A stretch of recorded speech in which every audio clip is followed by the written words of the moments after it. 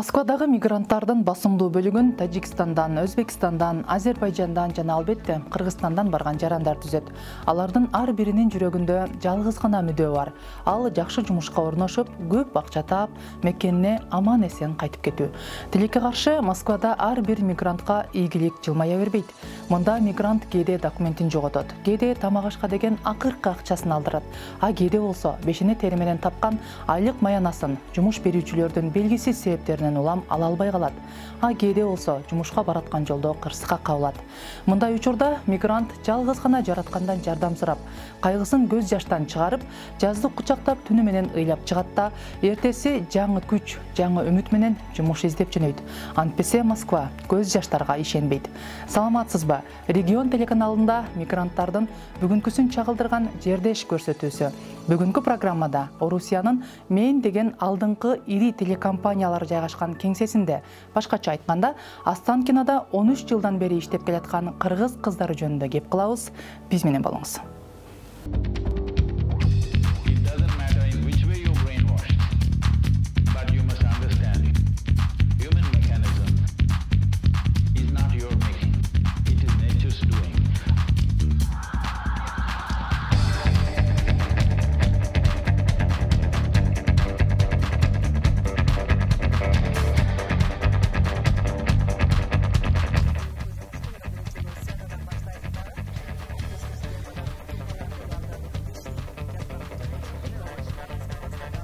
Жүзүмкан Өмүрбекова сахнаны концерттик репетициядан кийин жыйнап тазалоого киришти. Бул иш анын 10 жылдан бери кылып келаткан жумушу. Москвага келгенине болсо 14 жылдан ашты. Трибуналарды жыйнайбыз, сценаларды жыйнап беребиз, актерлор чечинген гримеркалар бар, ошолорду жыйнап беребиз убурка кылып. 52 жаштагы Жүзүмкан Өмүрбекова Талас облусунун Боотерек айылында туулуп өскөн. Кесиби ветврач. Мекендешибиз Москвага таанышынын суранычы менен бирөөнү издеп таап Кыргызстанга алып кетүү үчүн келген. Тапшырманы аткарган соң өзү мекенге куру кол кетүүдөн намыстанып, бир аз иштеп акча менен кетүүгө бел байлаган. Келдим Москвага, келип анан жолуга турган адамга жолуктум. Иштеп калдым анан алар менен. Аны көндүрүп алып кетиш үчүн, ал адамды Кыргызстанга көндүрүп алып кетиш үчүн мага көп убакыт болуп кетти да. Анан көп убакыттын ортосунда мен өзүм деле ага чейин иштеп келсем, иштесем жакшы болот эле деп жүрдүм эле ойлоп, анан көп убакыт созулуп кеткенден иштегенге туура келди. Иштеп калдым, анан кеткем, иштеп калгандан кийин 5-6 ай иштеп калдым. Анан Кыргызстанга кайта кетиш мен үчүн намыс болду да.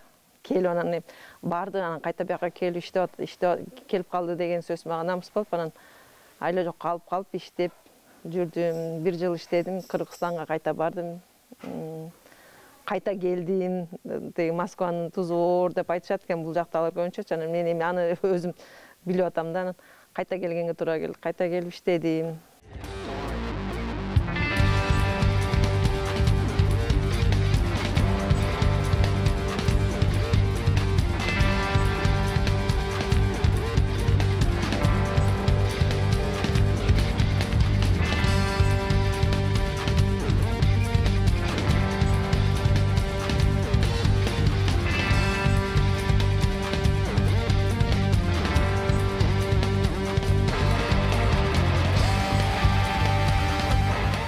$100 зар болгон күндөрүм болгон, чынын айткандачы.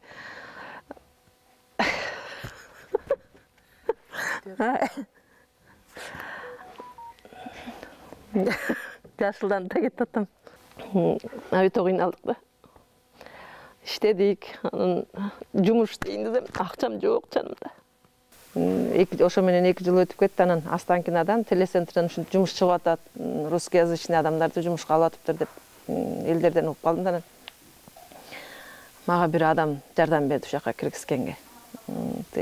Телецентрден жумуш чыгып атыптыр. Орусчаны жакшы эле билесиз, кирбейсизби деп, макул деп келдим. Келип телецентрга деле өмүрү кирген эмесмин да, кирип көрөнүн офис уборка деп калышты. Офисный уборка экен деп анан кирип, анан хорошо көргөзгүлөм, администраторлор менен таанышып, офисиңер көргөзгүлө, кандай уборка экен көрөйүн, кирип, анан эсил жыйнай алай турган болсом жыйнайын.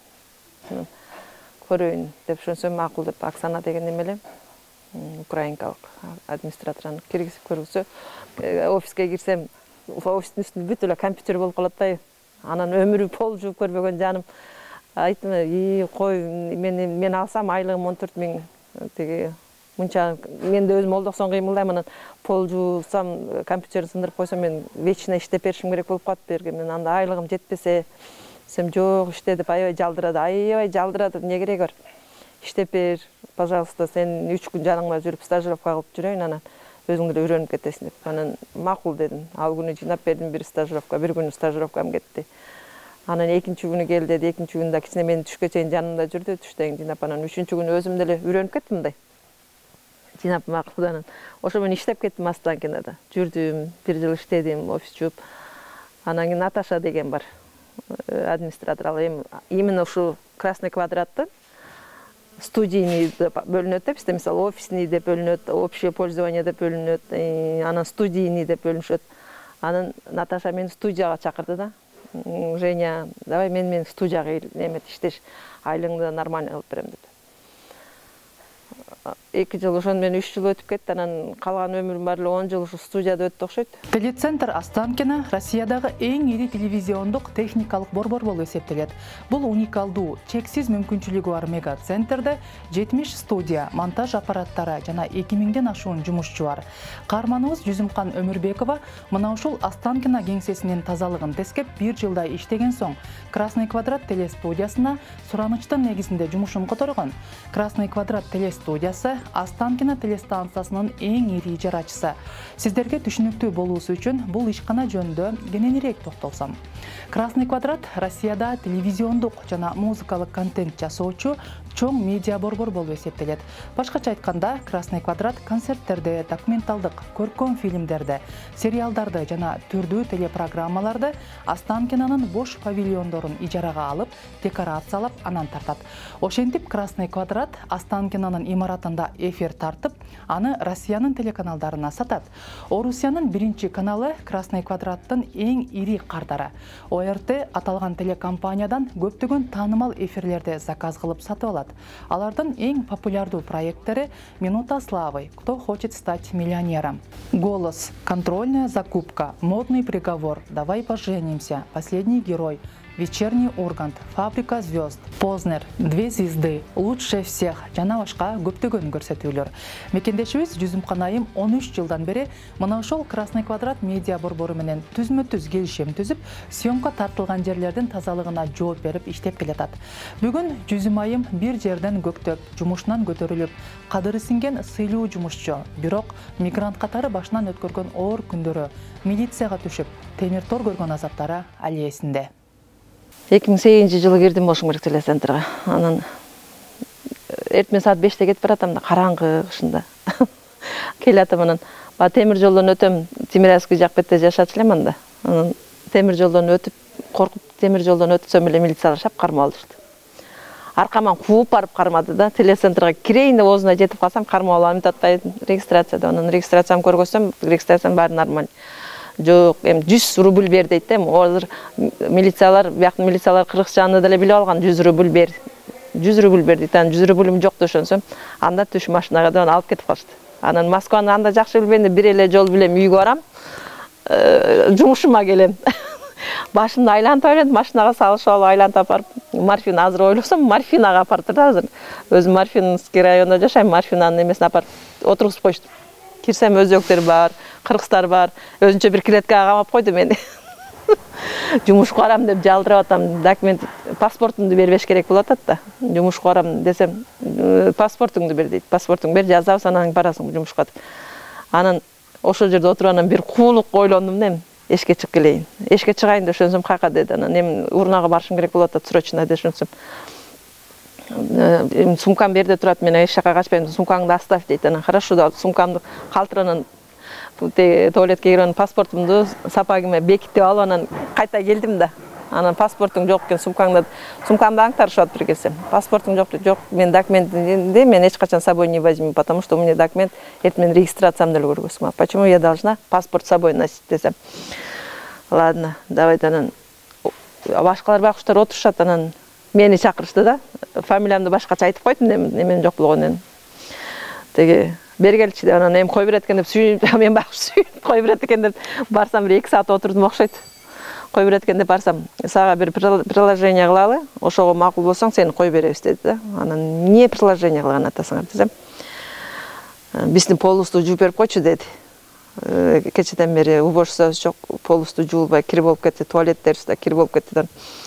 Хорошо десем, мен сага азыр швабра менен чакан алып келип берем, ошон анан суу алып жууп берип кой деди. Анан перчатка бербейсиңер десем, перчатканы истешип атат байкуштар иштеп табышпайт. Анан жана кадимки эле тамак ташыган салафанды эки колума кийгизип, колуңду минтип атпай, колуңду сунсам, салафанды колума кийгизип коюп байлап коюш атпайбы. Вот это тебе, наверное, удобно будет, ушу менен эптеп жууп бер деп. Анан полун жууп бердим. Кой берип документтеримди, регистрациямды берип, сумкамды берип, кете берем бошсуң деп сыртка чыгарып коюшту немеден. Зууракан Өмүрбекова каарманыбыз Жүзүмкан айымдын апасы. 69 жашта, 2 уул, 2 кызы бар. 7 небере, 2 чеберенин энеси. Мында келүүсүнө өзү багып чоңойткон небересинин чакыруусу себеп болгон. Москвага келген соң үйдө олтуруп зериккен эне башында балдарына айтпай көчөгө чыгып, Москваны айланып, сураштырып, метролорго түшүп, шаар кыдырып көргөн. Кыймылдап, ден соолукта болуу үчүн өзү суранып жүрүп, жеңил жумушка чыгууга бел байлаган. Мындан улам кызы Жүзүмканга кошулуп, алгач шоу программаларга жөн гана көрүүчү катары келип жүрүп, азыр бул жерде башкалар менен тең тайлаша чуркап иштеп жүрөт. Эне катары Москвадагы мигрант жаштардын күнү түнү иштеген мээнетин көрүп, бир чети кубанса, бир чети кайгыра түшөт. Акча таабагы, үй жай куралы, оокат тиричилик кылалы, балдарымды багайын, ата энеме да колумдан келсе жардам берейин деген жаштарды көргөндө мен аябай кубанам. Көрдүм, көптөр даже 14 саат, 15 саат иштешет экен да. Анан чарчабайсыңарбы десем, иногда чарчайбыз, чарчасак да эмне кылабыз, оокат кылабыз. Анан мен ушу жерге бир тиге кыстарып кетет элем.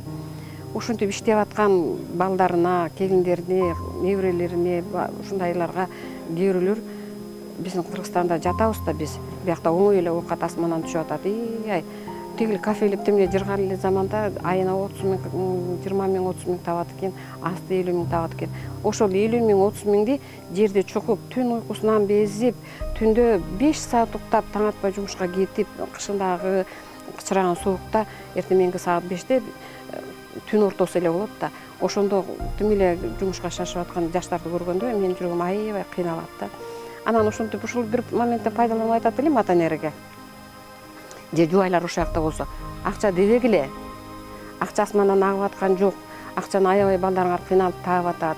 Аракет кылсаңар, өзүңөр деле табасыңар. Гүлнара Шыралиева Жүзүмкан Өмүрбекованын классташы. Анын чакыруусу менен Москвага келип чогуу иштеп жатканына 3 жылдан ашты. Өзү 52 жашта, бир уулу бар. Жалгыз чүрпөсүнүн келечегине пайдубал куруу үчүн каражат чогултуу анын негизги максаты. Алгач өзү келип жайгашып, Москванын ысык суугун үйрөнгөн соң баласын алдырган. Азыр уулу экөөлөп иштеп жатышат. Биринчи келгенде өзүнүн кесиби боюнча ашпозчулук кылсам деп пландаган, бирок мекендешибиздин жашы көп жумушка тоскоолдук кылган. Менин оюм совсем башка жактарда болчу. Башка өзүмдүн мекениндегидей болуп иштегим келди. Анан барсам эле жашымды сурап, ушу жашыман токтолуп калдым көбүнчө. Ой, 50 десе эле, 49 десе эле чочуп кетишет. Нет, эле тиги орустар. Анан жок, мен аракет кылам десең, анан ушу көбүнчө жаштан токтолуп калдым. Анан документтен деле биринчи жасаган документимди ошо бир балдарга жасаттым эле, тааныбаган эле өзүбүздүн кыргыз балдарга. Ошолор жана фальшивый деп коебуз го, ошондой документ жасап берип коюптур. Аны мен эч жерге кире албай койдум. Университетке кирдим, борбол, бир жума иштейм, алар чыгарып кетти. Же акчамды ала албайм, документим туура эмес. Кыйналдым мен деле жагын келгенде. Токтотчу мени.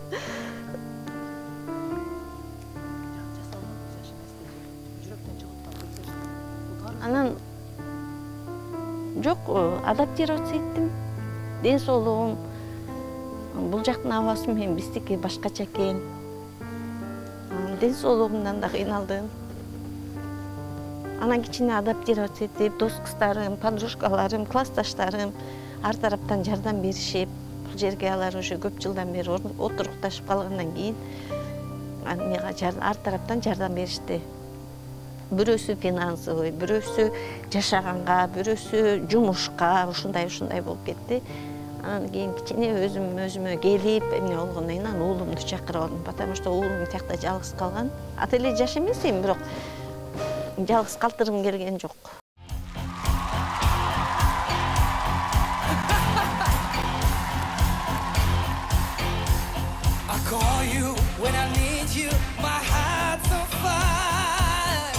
Каарманыбыз Жүзүмкан Өмүрбекованы орустар өзүнө ыңгайлаштырып Женя деп алышкан. 13 жылдан бери концерттерде, шоу программаларда аралашып иштеп жүрүп, Орусиянын таанымал ырчылары менен жакын тааныштай саламдашат.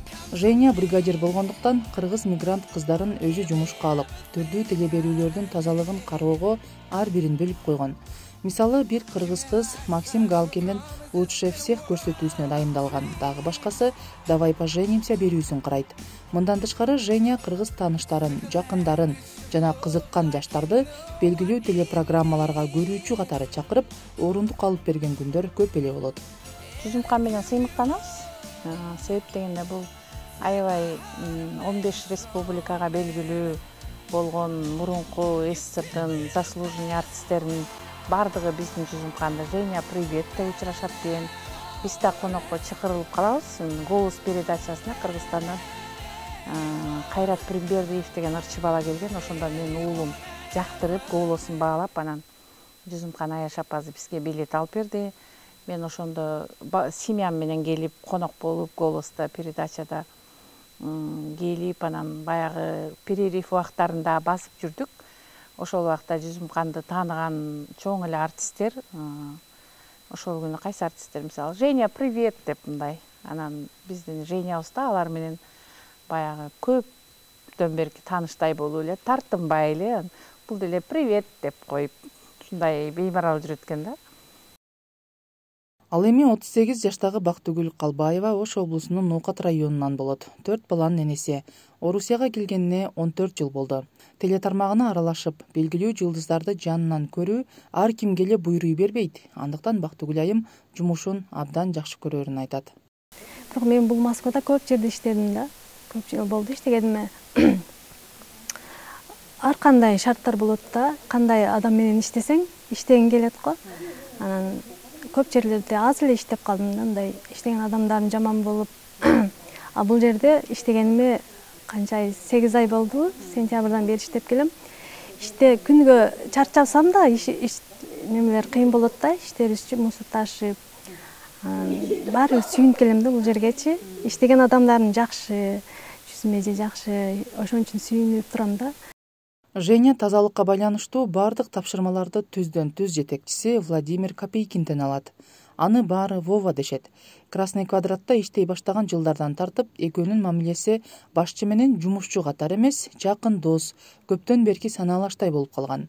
Азыр Жүзүмкан айым баш болуп, жанындагы кыргыз кесиптештери төш болуп, Вованы жаным деп көндүрүп коюшкан. Анын котормосун, маанисин түшүнгөн соң, Владимир бул сөздү жан дили менен кабыл алган.